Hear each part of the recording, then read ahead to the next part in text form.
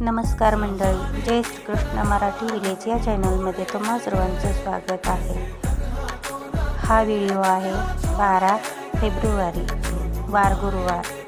आम्ही गेलो होतो आमच्या गावी.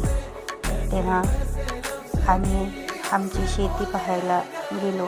तेथील थोडासा व्हिडिओ मी घेतला आहे, तोच मी तुमच्यासोबत शेअर करत आहे. आवडल्यास लाईक, शेअर, सबस्क्राईब करा.